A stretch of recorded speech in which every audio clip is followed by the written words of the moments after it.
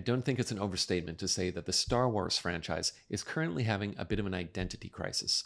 And while it might seem from the outside like the debate over the future of this struggling IP is inconsequential in the grand scheme, I think there's something troubling in the fact that our culture is losing interest in one of its most beloved fictional playgrounds. So in this video, we're going to take a huge step back and look at Star Wars not so much as a franchise of movies, TV shows, comic books, but as contemporary mythology. We're going to explore how the Star Wars canon has changed and evolved in its nearly 50 years as a living and breathing storytelling project. And the question at the heart of this video is, who really owns Star Wars? So let's get into it on the art of storytelling.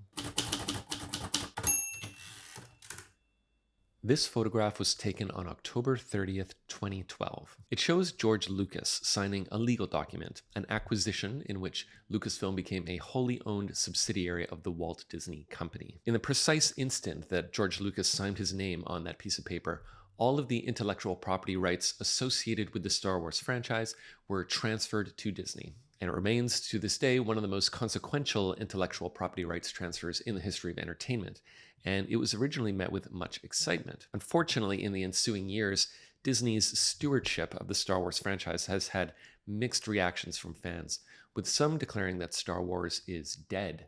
You'll find a lot of that criticism elsewhere on this platform, so I won't repeat it here, except to say that there is a general attitude that Disney's original stories have broken the lore of the Star Wars fictional universe. If you're an elder millennial like me, then you'll remember that this is not the first time that a Star Wars product has been criticized for being not Star Wars enough. Ah, word! The prequel trilogy had many detractors, people who were upset that their X-Wing space rebellion had been replaced by the convoluted conspiracies of galactic politics. So the conversation about what Star Wars is has been happening for a few generations now, and that longevity is likely owing to the fact that it is one of the only modern stories we have that is about a hero in a purely classical sense.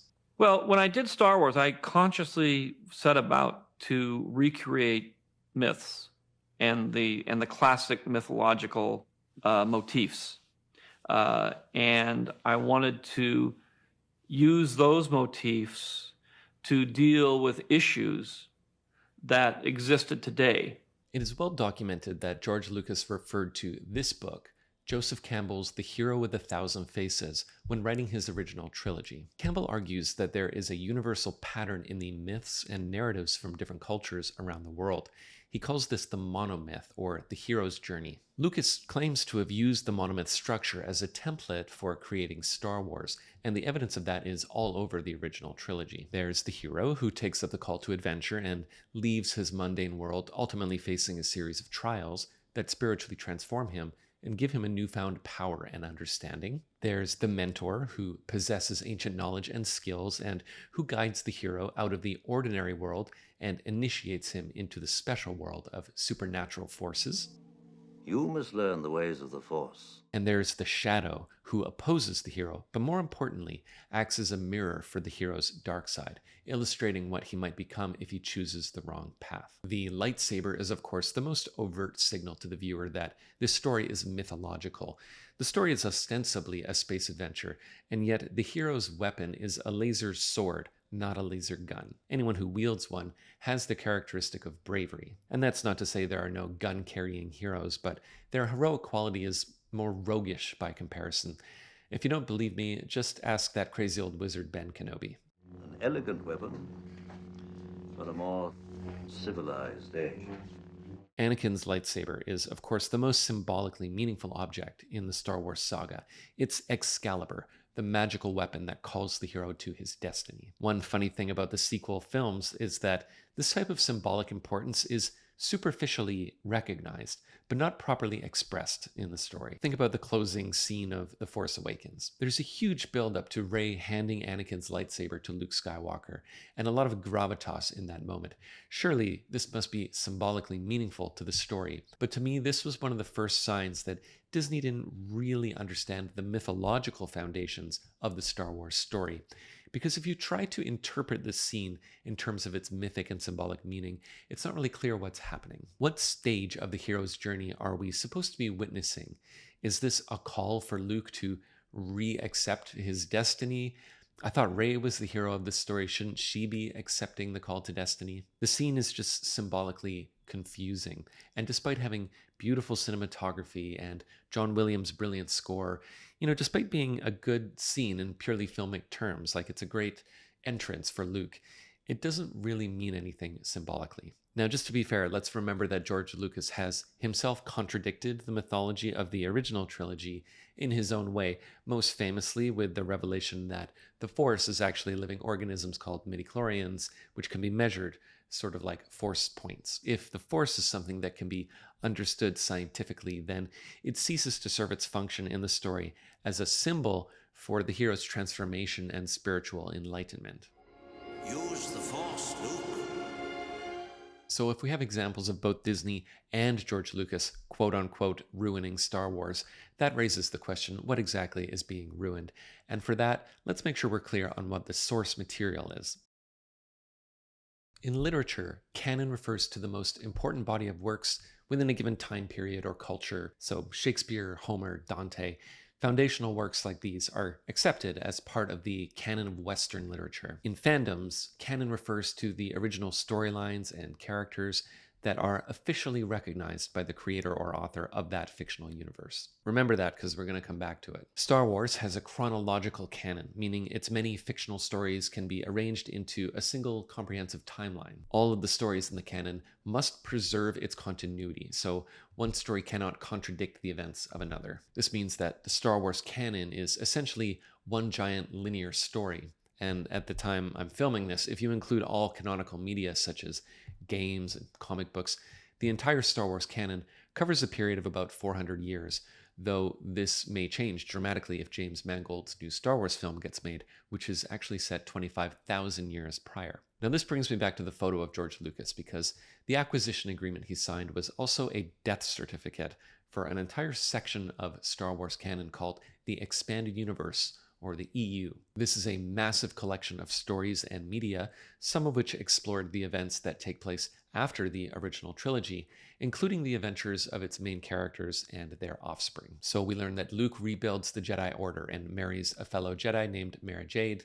They have a son named Ben Skywalker. Han and Leia have 3 kids, Jaina, Jason, and Anakin Solo. Leia goes on to become a full-fledged Jedi Knight. These stories were, and still are, beloved by many thousands of fans, and for decades, they were the closest thing there was to an official account of what happens to our heroes after the Return of the Jedi. But of course, after the acquisition, Disney wanted to give their writers total freedom to write a new sequel trilogy. They paid $4 billion for that, right? So fair enough. What they did is rebrand the old expanded universe as Legends, and they relegated those stories to the canonical abyss known as what if stories. These are alternative realities that are fun to imagine, but which are kind of quasi-canonical. Now, I know what you're going to ask me. Is the 1985 Ewoks TV series considered canon? We are friendly spirits from the forest moon.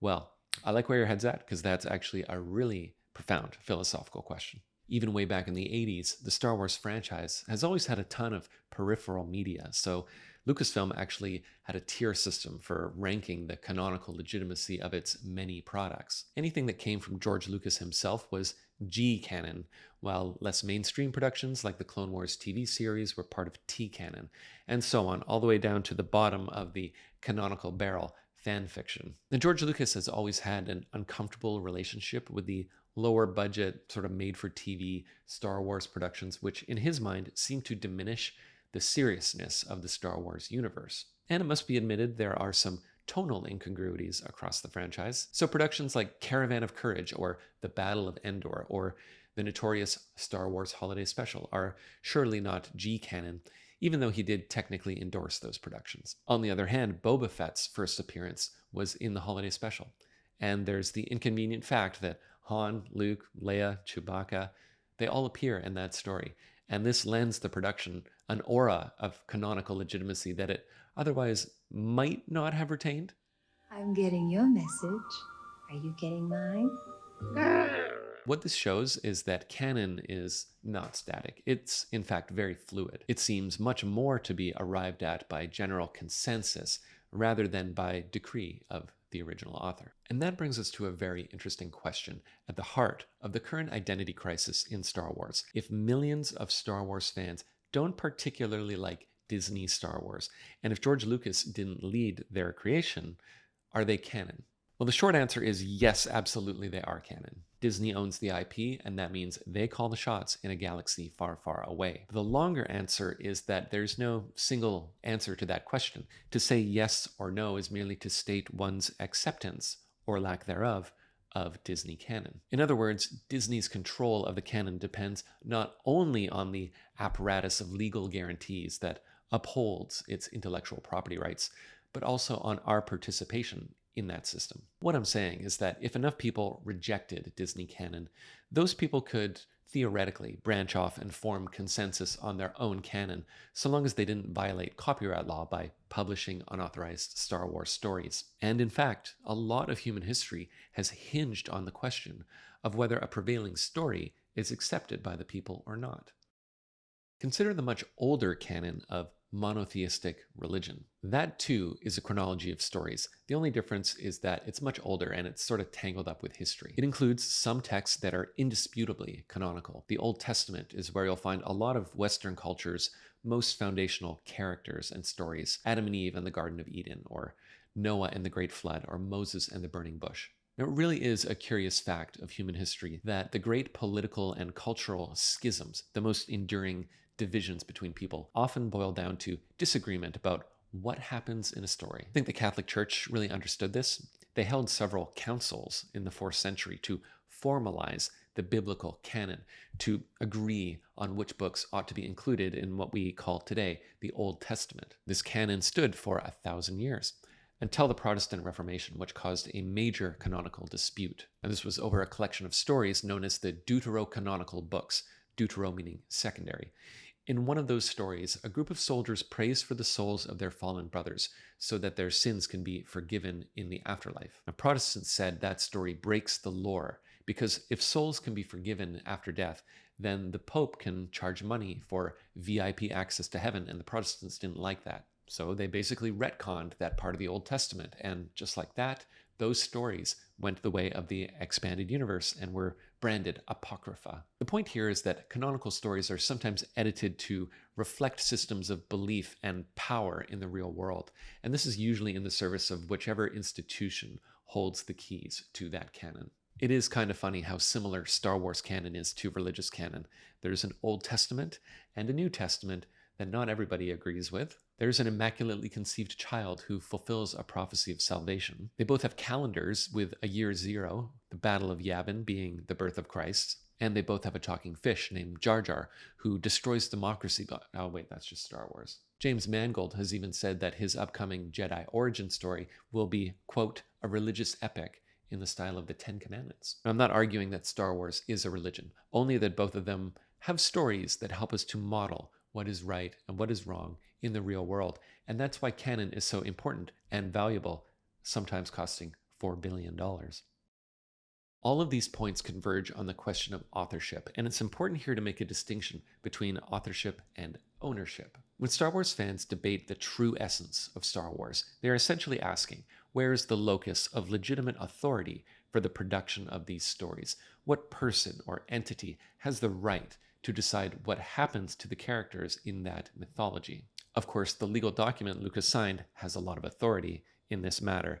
It's backed by an entire legal system, which, by the way, is historically ultimately based on canon law, which was also established by those 4th century Catholic councils I mentioned earlier. So in a way, Star Wars canon actually depends on that religious canon for its legitimacy. So just chew on that one for a minute. And indeed, if you trace the etymology of the word canon, it really just means measuring rod or rule. So canon itself just means law, and an author is one who has authority. So these concepts really do just blur into each other at some point. But the fact remains that even though the acquisition transferred all the Star Wars ownership from Lucas to Disney, one thing that could not be transferred was authorship. In fact, the law makes a distinction there and generally considers authorship to be inalienable. But legality aside, the simple fact is that audiences know which Star Wars stories were led by George Lucas and which were not.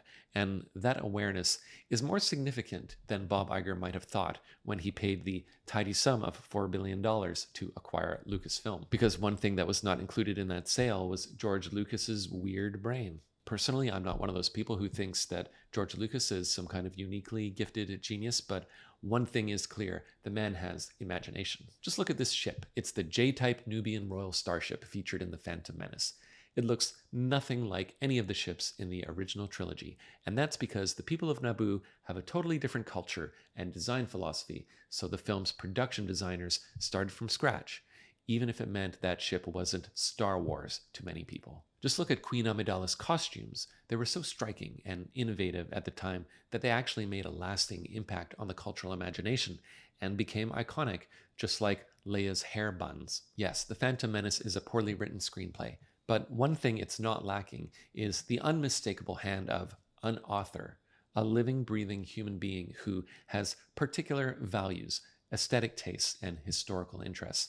You might not think about those things when you're watching the movie, but they infuse everything in the film, right down to small production choices. My point here is that Bob Iger got a bit of a raw deal, and George Lucas is a brilliant businessman, because it turns out that buying Lucasfilm is not quite the same as buying Lucas, and even the most valuable IPs are only worth the people whose creativity and imagination sustain them. And I think that explains why today there is a kind of desire among many fans to see another George Lucas Star Wars production. And I think what that shows is that the current identity crisis in Star Wars is fundamentally a crisis of authorship. It's a crisis over who gets to decide how a hero behaves, who gets to tell us what is the nature of good and evil. That question represents one of the oldest struggles in human history, and stories, inconsequential though they might seem, are very often the arena in which that battle is waged.